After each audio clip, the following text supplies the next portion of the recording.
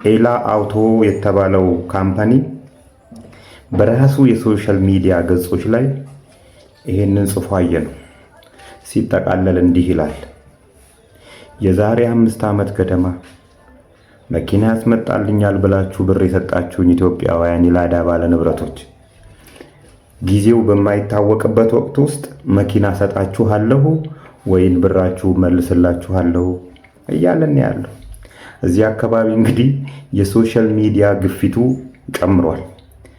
የዛሬ 5 ዓመት እንደሚታወቀው የላዳ ባለ ንብረቶች በሰላም በተቀመጡበት የአዲስ አበባ ከተማ አስተዳደር ትራንስፖርት ቢሮ ላዳችሁን አንጡና ብር ጨምራችሁ አድስላችኋለሁ፣ አዲስ መኪና አስመጣላችኋለሁ ብሎ ነካክቷቸው በሰላም በተቀመጡበት እነሱም እሱን አምነው ለኤላ አውቶ ታክሲዬ በሚባል ማህበር ወይም ደግሞ ድርጅት አማካኝነት መኪና ሊመጣላቸው ብራቸውን አስረከቡ። ይሄው ዛሬ 5 ዓመቱ ነው።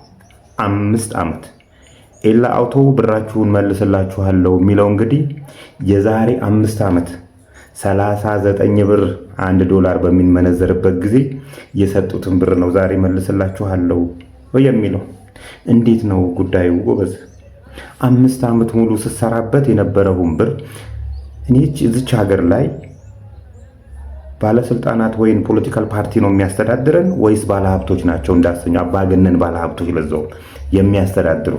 ይሄ ነው ሊገባኝ ያልቻለው። ቀይሩልን አላሉ። ራሱ የከተማ አስተዳደሩ ታክሲያችሁን በኤሌክትሪክ ልቀይርላችሁ፣ በዘመናዊ መኪና ልቀይርላችሁ ኑ ያለው ራሱ የከተማ አስተዳደሩ ነው። የከተማ አስተዳደሩን ትራንስፖርት ቢሮ አምነው ነው እንግዲህ ለዚህ የሰጡት። ቢያንስ የቀረጥ ነፃ መብቱ ሲከለከል ኤላ አውቶ ምንድነው ጉዳዩ ብሎ ጣልቃ አይገባም እንዴ? ዝም ነው? ዜጋን ይሄን ያህል ብር በዚህ የላዳ ባለ ንብረቶች ላይ ሀብታም ያልሆነባቸው ሰው የለም። ሁሉም ይነሳል፣ መኪና አስመጣላችኋል ይላል።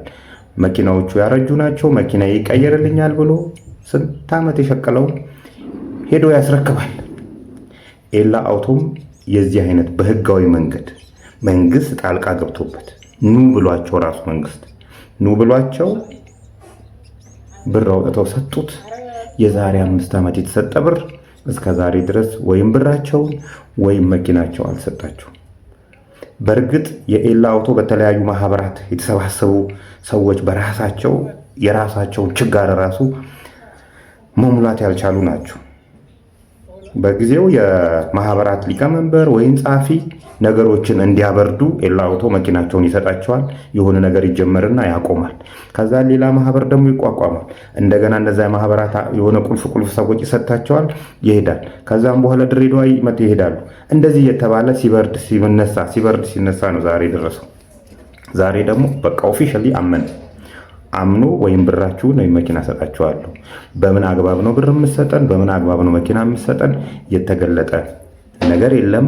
የድሃ ንብረት ነው፣ የምታረገውን ነገር አርግና የአዲስ አበባ ከተማ አስተዳደር ትራንስፖርት ቢሮ በዚህ መሃል አንተ ስለሆንክ ይህን ነገር ያረከው ጣልቃ ግባና የምታረገውን ነገር አርግ።